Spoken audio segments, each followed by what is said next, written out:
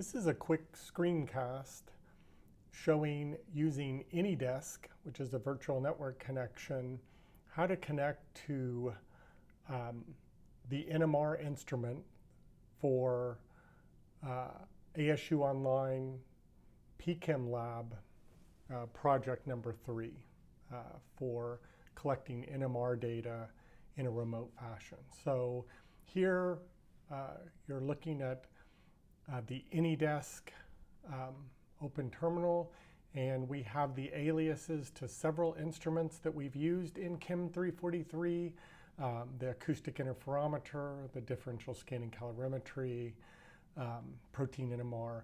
We're using the Bruker 400 MHz NMR. It's in the Magnetic Resonance Research Center _Bruker_400 at AnyDesk AD. You can see by green that it's accessible. You will need either this alias or the remote ID, and then when you connect for the first time, you'll need the password. For CHM343 students, you'll be able to find that under Canvas, the ASU Canvas site. If you go to modules, if you go to the module for number 3 and look at the learning materials, it provides the passwords for AnyDesk and all the other passwords you need to remotely access the data and the equipment.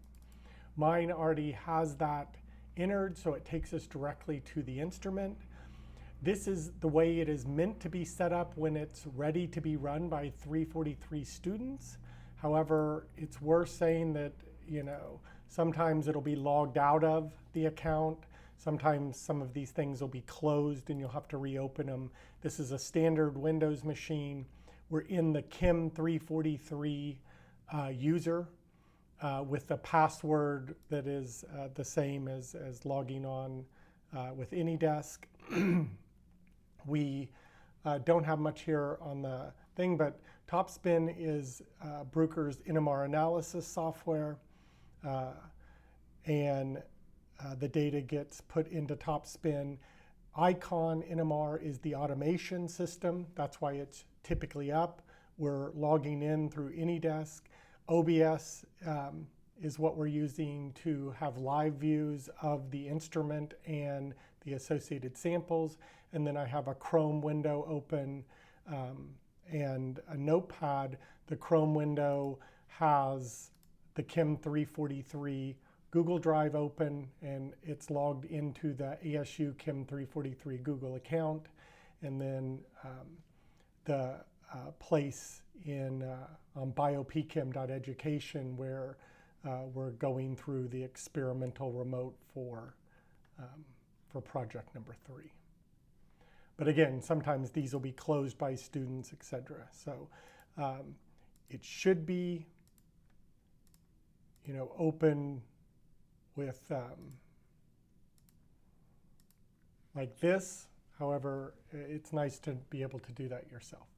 Okay, so we're purposely blocking this top window, which is the window you would use to automatically put in samples if you were there in person to put them into the auto sampler.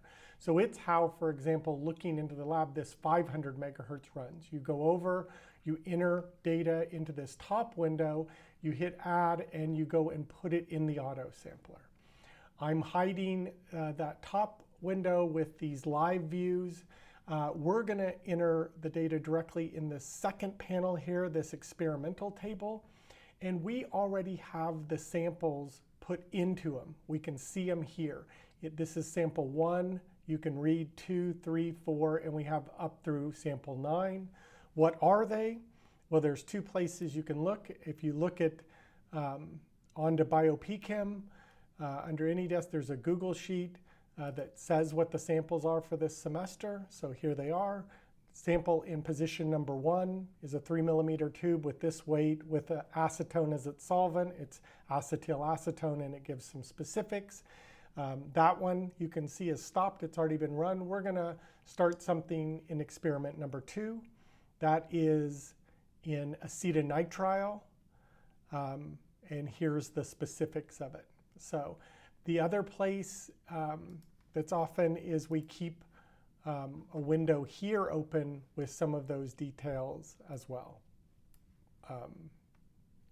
So you can also, I'll move this down, you can also look at this file, which gives some of the specifics as well. In fact, I'm going to, for ease sake, copy, this is sample number 2, Control-C to copy it and minimize that. Now we're going to expand to, you can see sample 1 is already run, it's stopped now, and these are the details that was run about it. We could start something in any of samples 1 through 9 where there are samples. We're going to start one in sample number 2. And I'm going to start by giving it a name. This is acetylacetone, which is often abbreviated ACAC. It's in D3 acetonitrile, which is abbreviated like that. This is for CHM343 remote access. It's a test to show you how things are done on the 400 Bruker. And the date today is February 9th, 2022. It'll automatically choose an experiment number, but you could put one in. We need to tell it the correct solvent. In this case, it is acetonitrile, D3 acetonitrile. We're going to run just the simplest one scan protons experiment. We don't need to turn any of this on or the day and night queue. The specific parameter, we can set the temperature. We're just going to run it at 298 room temperature at the moment. You could set it to a higher or lower temperature as well for running as a function of temperature. And then we're going to set a title or comments about this. And the first thing I'm actually going to do is retype in what I gave it as a title.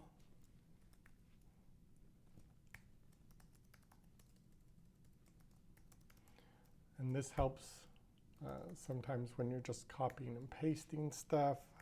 400 Bruker.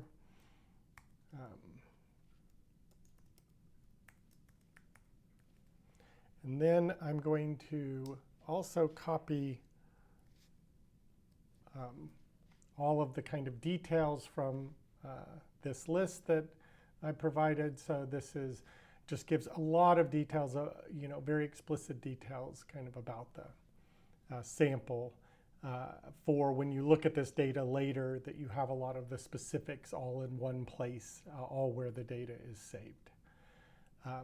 So you can see somebody's coming in to run the 500 right now, where they're bringing a sample and they're looking at Icon NMR where they put their own sample into the auto sampler.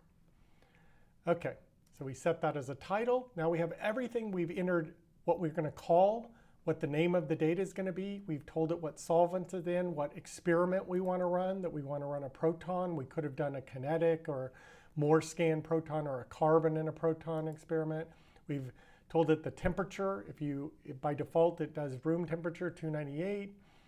We are CHM343 user, and we've set a lot of comments in there. So now we can go and submit that.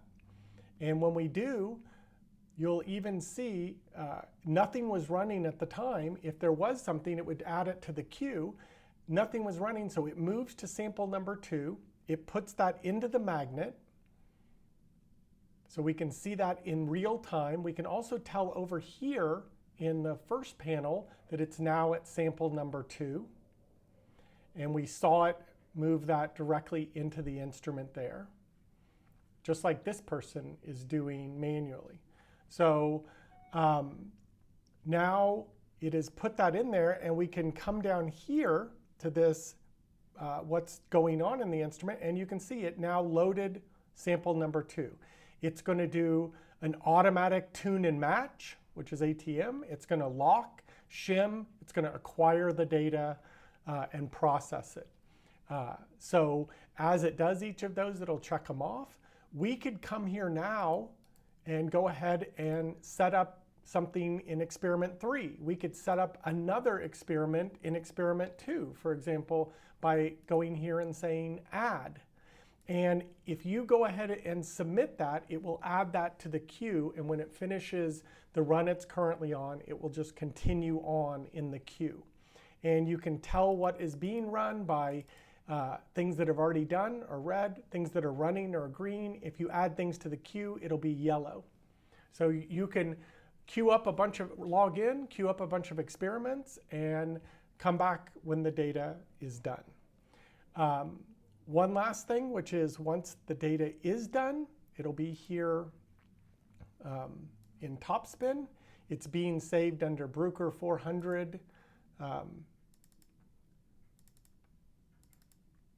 And here's the set of data we just set up. Here's the one in experiment number 1. And we can get that data from this directory and move it on to, for example, a shared Google Drive. Or we can come here and type spintropy, and we could enter the name, description, and ASU underscore CHM343, which is the spintropy one, and it'll be uploaded to the cloud. I'm canceling that at the moment. So that gives you kind of an overview of logging in and remotely running the NMR spectrometer with a set of samples that have been placed into the auto sampler.